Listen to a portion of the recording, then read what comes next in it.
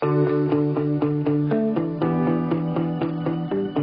and welcome to Better Business Podcast. My name is Alexei, and today I've got a colleague, a person who runs an agency in Brisbane as well, digital marketing agency. It's Ben Maden. How you going there, Ben?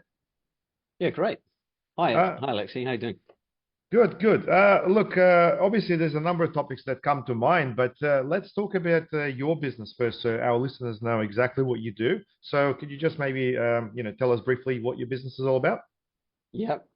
So it's been a long time, 24 years since I started.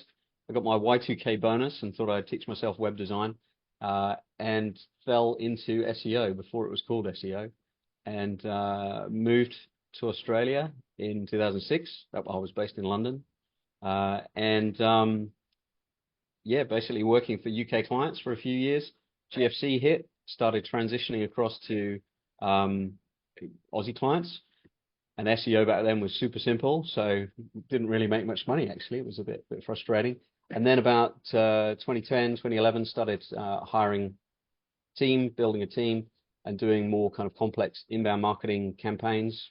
We'd call that a digital marketing strategy or whatever now, from 2012, and have been on this path of kind of growing and yeah, basically just delivering that for small and medium-sized businesses. Put a few larger ones along the way here and there, but it's those entrepreneurs, there's people who can make a decision and we can get on with things. They're the clients that really get the best out of working with me. So yeah, Mm, that's what we yeah. do.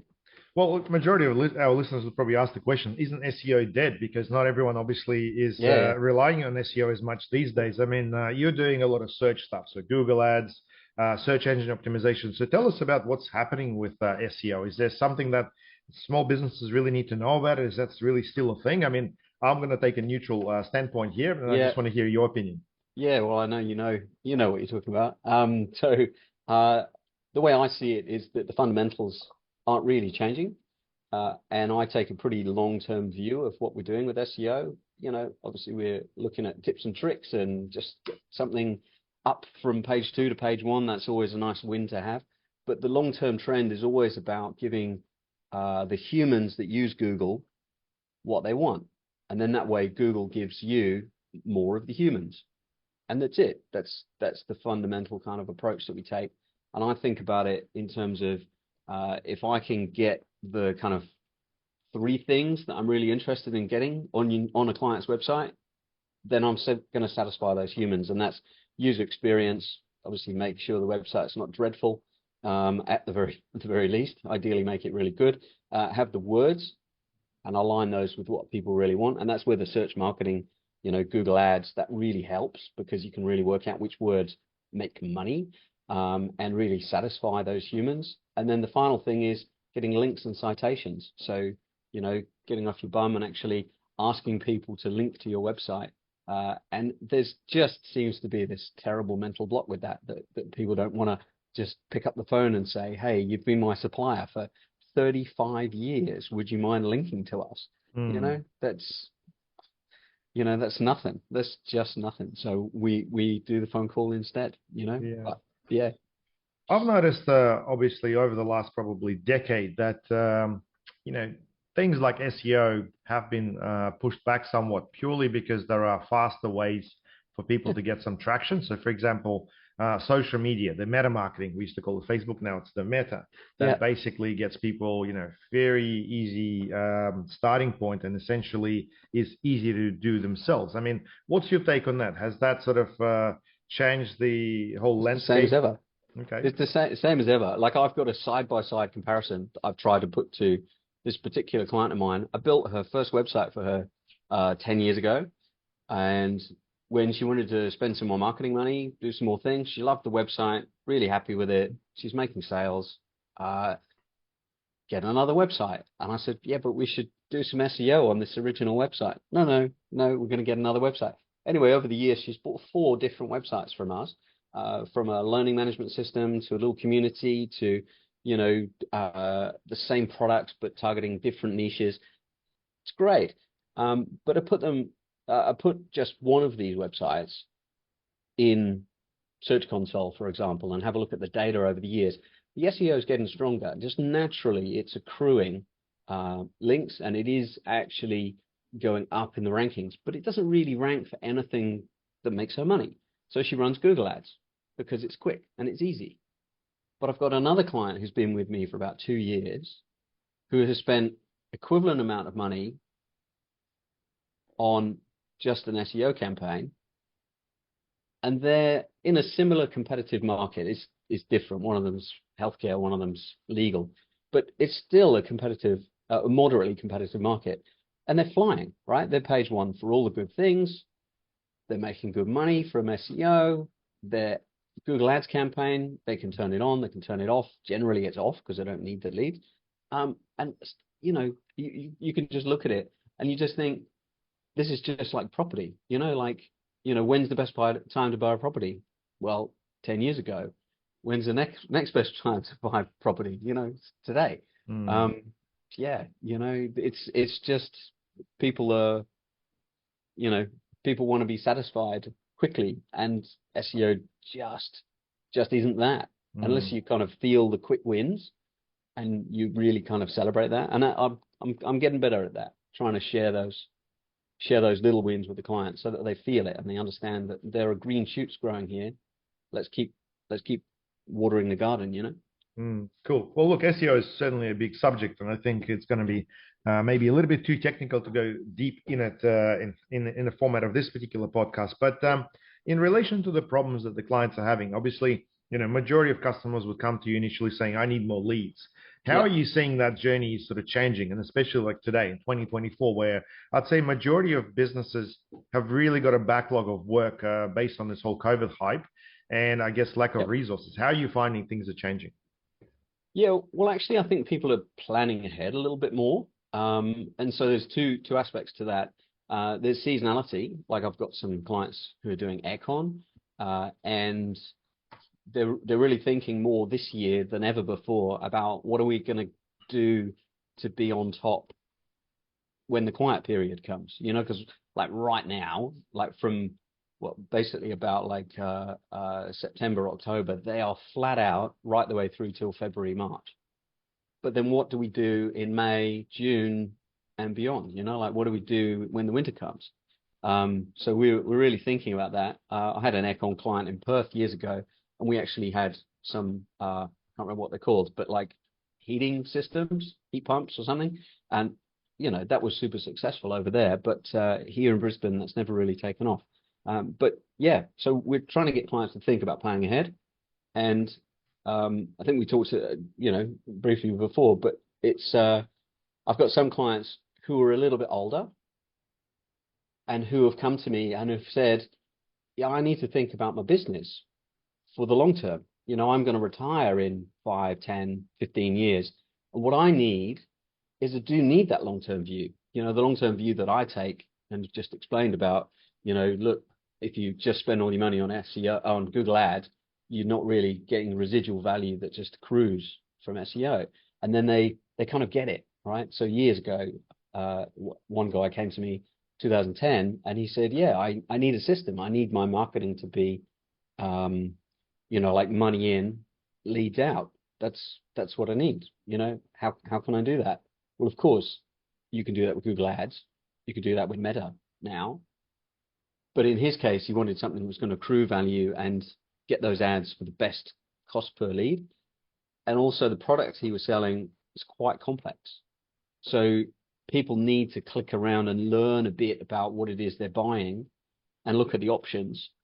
And a website's great for that. Instead of him having a salesman sit with you for 2.5 hours, you can pick and choose what it is you're after. And then you call him or call his team because they've got the right products, So yeah, and in his case, obviously he wants to retire, and now, yeah, that was 2010 when that particular guy came to me. He has retired. Like right now, he's traveling Europe, so good for him. He's built his dream home and he's sold his beautiful business, and yeah, it's good stuff.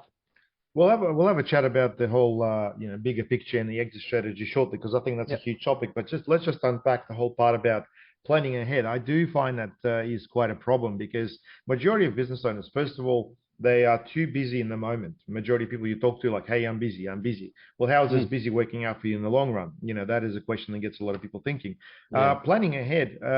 Majority of small businesses do not have a marketing calendar. They don't understand the whole seasonality until it's sort of too late. It sort of makes sense for someone to start advertising their services when it sort of like gets hot for, like, let's say, air conditioning, as you Yeah. mentioned.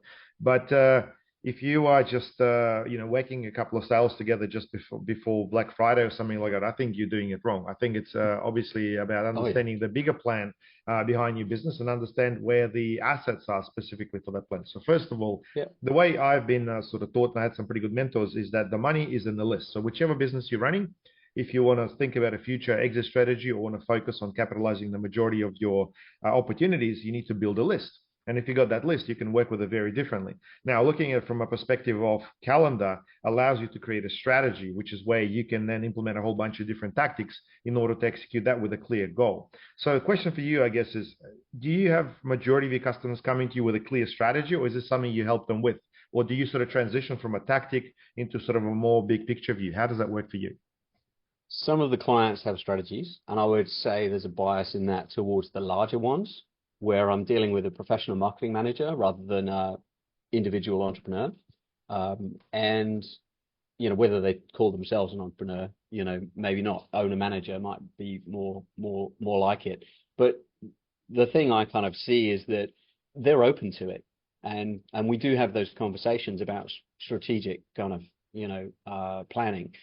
But what they want to do is usually get an itch scratched. I need some leads. I've got an employee who's not busy and I need to get them busy. Okay, well, fine, let's scratch that itch. Let's solve that immediate piece of pain. But now can we make a plan to make sure this doesn't happen again in 6 months' time or beyond, And I'd say it's probably about 50-50 that clients are then, they'll take action on that within 3 to 6 months versus some clients will just say, yeah, later, later, later, later. And, for them, they're constantly scratching itches, well, fighting fires is probably the better metaphor. But, they're just, like you said, too busy running from, problem to problem.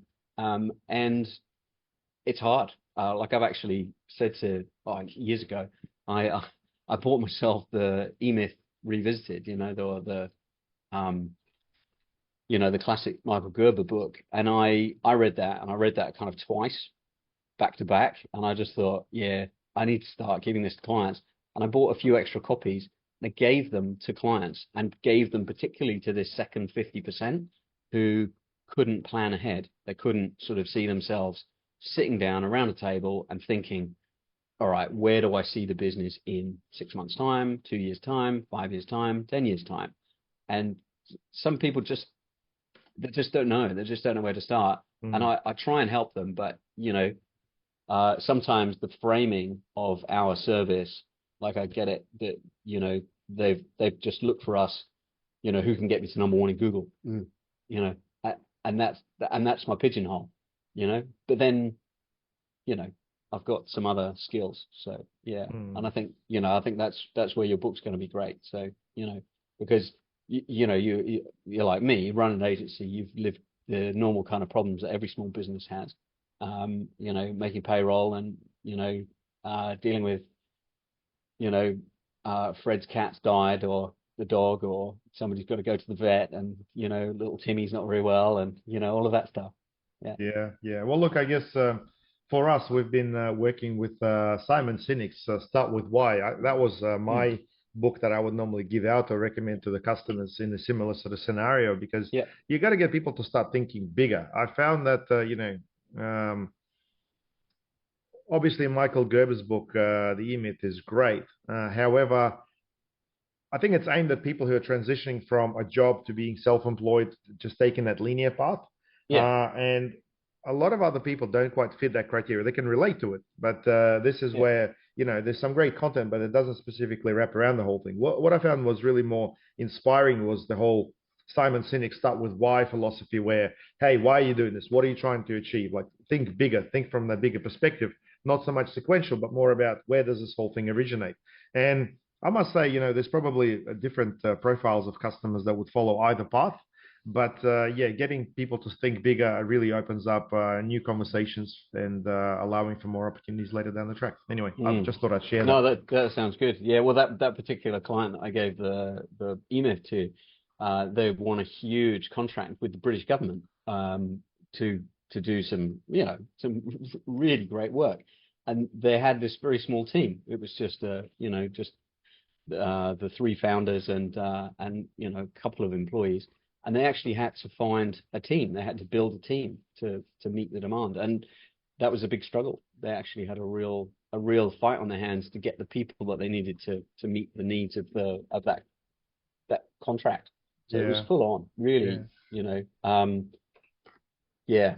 That yeah, I've made those mistakes from the e-myth, the whole idea of delegate and then, not follow up. So yeah, I've been there, Yeah. done that. Oh, look, I think everyone's done it, mate. So Yeah, it's just, I think it's just how we learn, right? Make a mistake and get better from it. yeah, All yeah, right. Well, let's talk about the whole exit strategy because I think, you and I had a bit of a conversation. This seems to be the gap. There seems to be quite a lot of mature business owners that are sort of thinking, hey, things are going okay. They've obviously gone through their own cycles of COVID, too many opportunities, not enough staff, things are yeah. getting more expensive and whatnot. But, the whole idea of exit strategy, what do you do for your customers when it sort of comes to that? Is there a process or is there something that basically business owners should consider? Let's discuss that.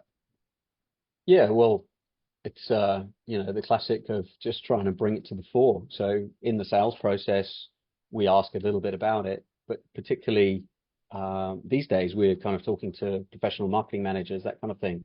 So we're not necessarily speaking to the person who is looking for the exit.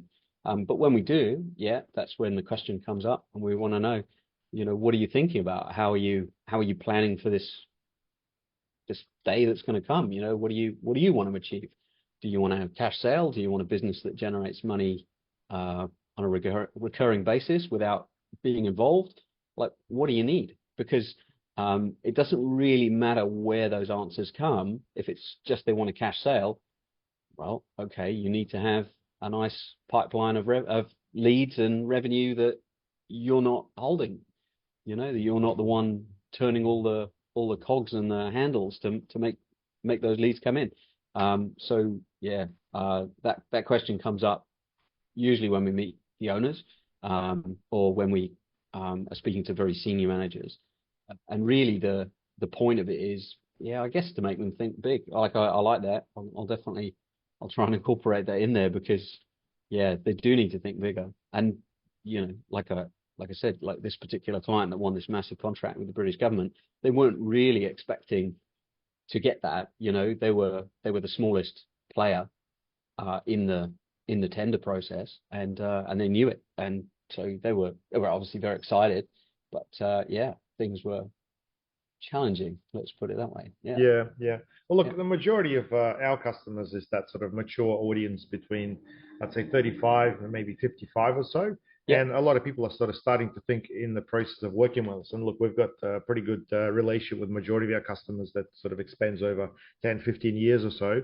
yeah, How are you finding that transition work? Because obviously a lot of people initially come through wanting, better website, better leads, more leads and whatnot. yeah. So how does that sort of transition? I mean, our listeners would probably want to know, like, what should you consider, or how should you start thinking about that as a process? Because for a lot of people, it's something that's going to happen in the distant future, and they're not sure how it's going to happen, and they don't care about it so much. But it's almost like, hey, where do you start?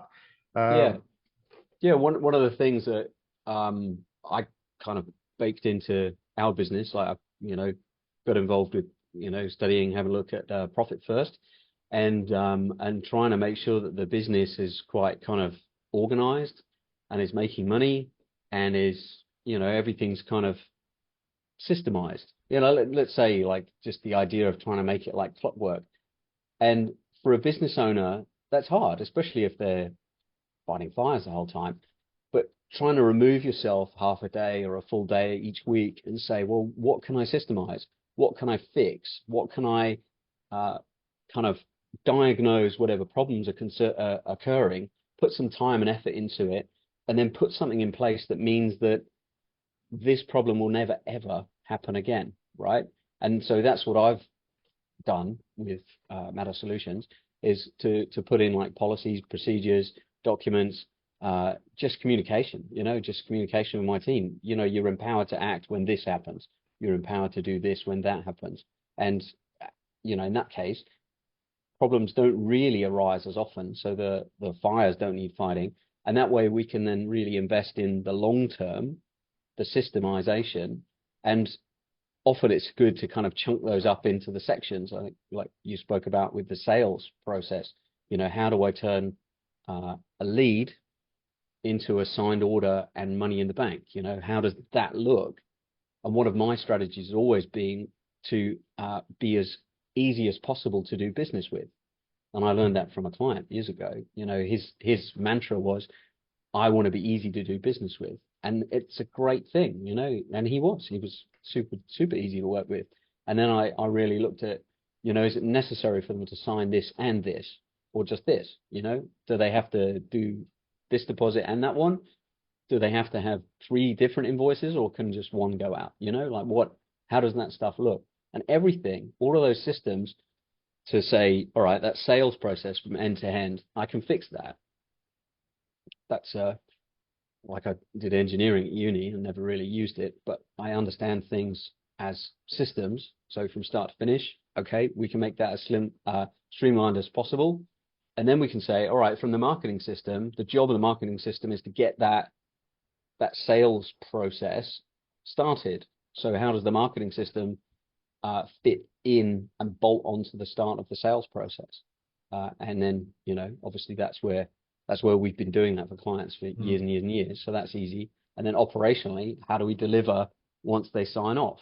Well, okay. And delivery, I've learned, I guess the hard way, it comprises of not just the doing the work, which I'm very confident in my team and we've done great work for years, but the part where we really let clients down, like, honestly, is talking the talk, right? So, I'm kind of hinted at it earlier, like I look at it and I see the SEO is kind of, just about to hockey stick and go really well. And the client sees, oh, we're at 3 months and we've still got no results. Well, hang on a minute, things are just about to turn upwards really nicely. This is going to be great. And the client's like, well, I want to stop now because this hasn't worked. So that from an SEO point of view, obviously, that communication and that like hand holding at those particular pain points, that's really important. So for a delivery system, we have, delivery of the actual work, but also delivery of the reports, the delivery of the communication, the generation of the reports as efficiently as possible so we can spend more time on the actual work, but also making sure there's enough in the reports that make sure the client can keep engaging and see the value that we see. Because, especially with SEO, with that long-term investment, it's very hard actually in those early days. Yeah. Yeah. Okay. Well, look, I think you've touched on quite a few different things here in terms of, I guess, the business. I 100% agree. Systems and people. That's the 2 things that basically drive the business. And then you can take the actual systems and break it down into the actual systems and procedures around everything, whether it's operation, marketing, or anything else as well. Just to sort of add a couple of extra things, if I may. Sure. Obviously, having a list and having a system to manage those lists is highly important, I think, if you're going to pass anything over to someone. And look, if you run a business by yourself or it's a husband-wife scenario, it's going to be very difficult to create an exit strategy. One of the trends of this year, and I think maybe started a bit last year, but people are looking to buy businesses with monthly recurring revenues. I've had a number of people approaching myself, and I have a couple of clients as well. So when people I've had buy, them too. when people buy a business, the first and the easiest thing to evaluate a business is through the profit and loss. So they look at your P&L and go, hey, you're doing this much, you're doing that much. And essentially there is a very clean formula allows you to put a price on your business based around that. However, this isn't the only way to do it.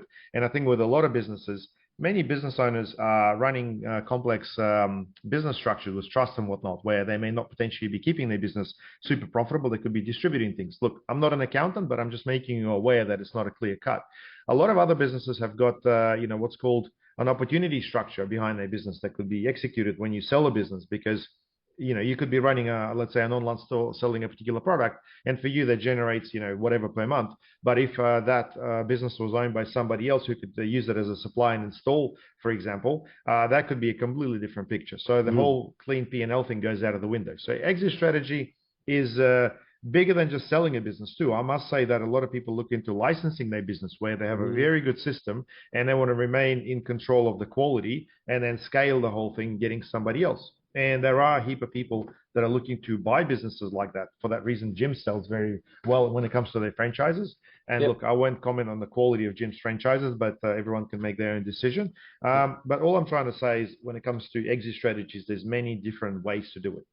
Keeping a business, selling part of the business, selling the entire business, licensing it, documenting it, and whatnot as well. So, but I think the whole thing really starts, as you said, with systems and processes, because you got to understand how to scale a business. And I like to allude to, a system developed by Robert Kiyosaki, the cash flow quadrant. That is the easiest way to understand where you are in a business. If you're basically doing all the work yourself, you're in a business and you're not working on the business, then you've created yourself a job. And selling a business like that's going to be very, very difficult without you. So your only way to do it would be a transitional period, which ranges typically between 2 to 5 years, depending on the industry.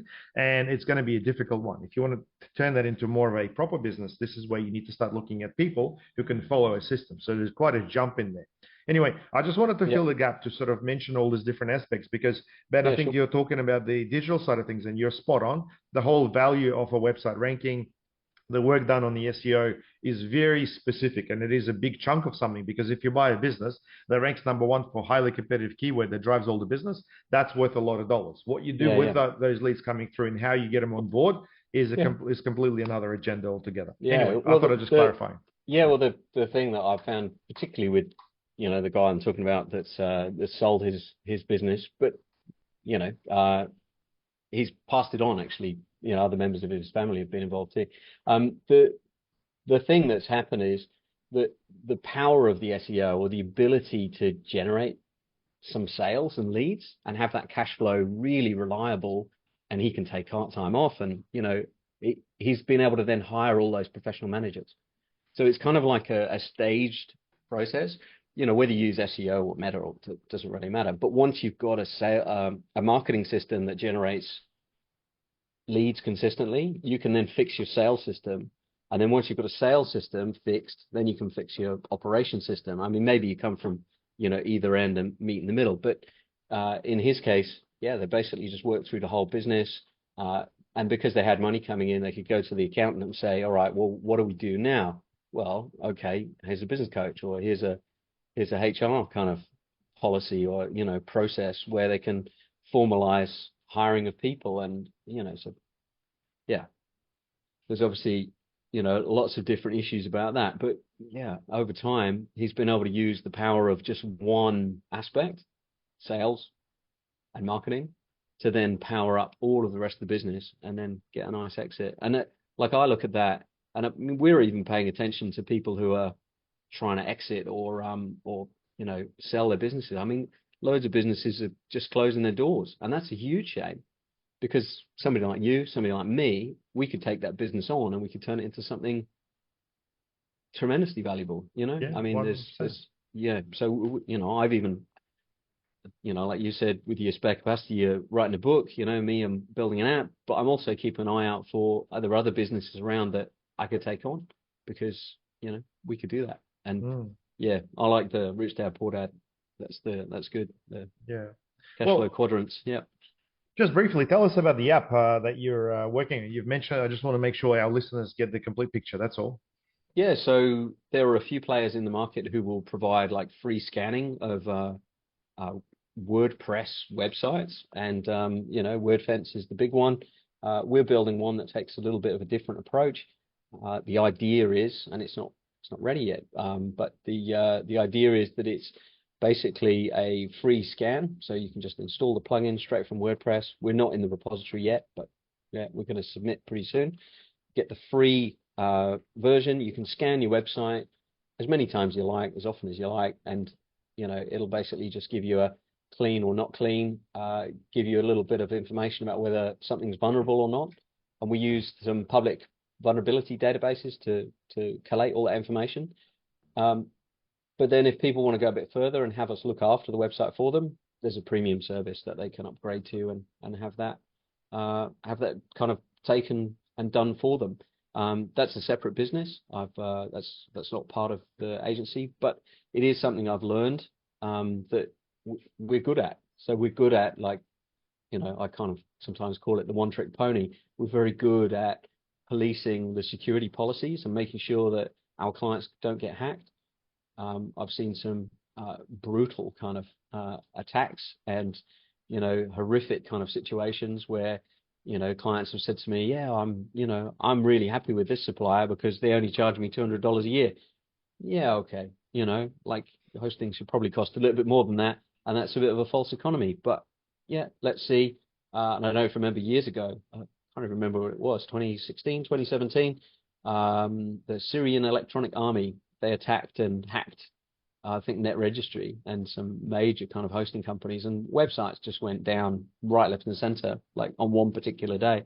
And yeah, we just happen to have, stuff in backup that we could resurrect all our clients. But I know a lot of people got caught short. So yeah, my approach is, yeah, prevention's better than the cure, but yeah, we're kind of good at both. So yeah, that's what we're working on. Cool. And that's kind of a watch this space. Probably go on my LinkedIn sometime in December. Okay. Well, yeah, that's a huge topic within itself, but I'm sure we'll, add a link to the video once you give us a bit of an update. All right, mate. Well, look, we've touched on a lot of different topics, and I think, really the overall idea is think bigger. Try to understand the bigger picture of what you're trying to do as a small business owner. And look, if you're obviously wanting to get some tips and advice, have a chat with Ben. Ben, what's the best way for our listeners to reach out to you in case they want to talk about their website security or SEO or some sort of a plan that you've outlined? Yeah, well, I'm kind of thinking bigger now, but right now I'm really enjoying being a bit hands-on, and people can get directly in touch with me through our website, mattersolutions.com.au, and in there, particular services like the SEO, for example, if you book an inquiry or book a callback, that's me. I do that callback. So people can just register and I'll give them a call back and we'll have a chat about what they need. LinkedIn's a great way as well. I'm always open to kind of being in touch with people there. So yeah, hit me up. Excellent, excellent. Well, I think we picked on some really good topics today, which will allow our listeners to really start thinking towards, the bigger picture. Is there an exit strategy maybe considering? Do you want to find out more about it? I mean, if there's any specific question, guys, don't hesitate to reach out. But most importantly, make sure that you understand that you have to think bigger than just one way of advertising your business or focusing on the one system. There is, marketing, there is your sales, there is your operations, there's your accounting. There's a lot of different modules within your business, and you either really start to focus on, one of them, or you start to outsource. That's probably the only way to really scale and have quality control in place, in my opinion. But anyway, I'm sure Ben will tell you more about this once you get on the call with him. Mate, thanks very much for jumping on the podcast. I'd love to have you as a guest. Thank you. Thank you, Alexei. Thanks for your time. All right. Well, thanks very much for listening in to another episode of Better Business. Please make sure you don't forget to subscribe and share with your friends. My name is Alexei, and I'll chat to you soon.